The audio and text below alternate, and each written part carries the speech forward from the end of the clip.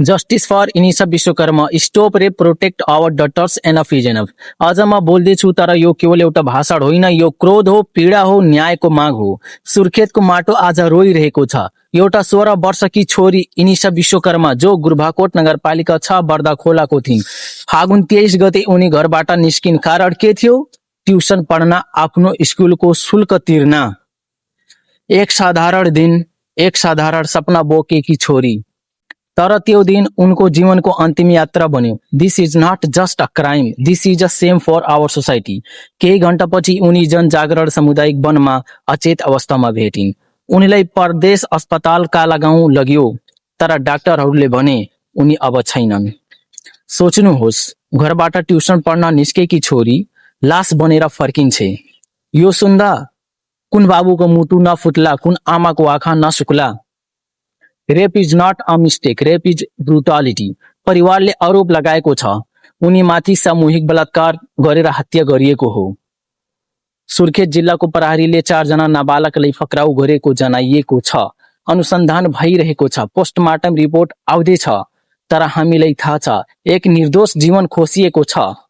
A girl was not just a killed, humanity was murdered. आज हामी आफैलाई सोधौं, हाम्रो समाज कहाँ जाँदैछ?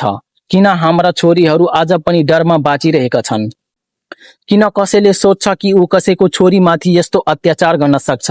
Enough of silence, enough of fear. आज आवाज उठाउने समय आएको छ। आज हामी चुपचाप बस्यो भने भोलि अर्को इनिसा फेरि यस्तो हिंसाको शिकार हुनेछ।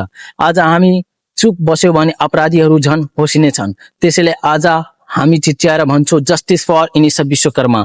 न्याय भनेको केवल शब्द होइन, न्याय भनेको सत्य बाहिर ल्याउनु हो। न्याय भनेको दोषीलाई कडा सजाय दिनु हो। न्याय भनेको समाजलाई यस्तो सन्देश दिनु कि अब कसैले कुनै छोरीमाथि आँखा उठाएर पनि नहेर्न सकोस्।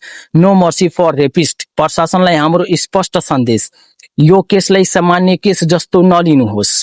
यसलाई उच्च प्राथमिकतामा राखेर निष्पक्ष अनुसन्धान गर्नुहोस्। दोषी जोसुकै होस्, कानून अनुसार कडा सजाय दिनुहोस्, किनकि न्याय ढिलो भयो भने त्यो पनि अन्याय हुन्छ।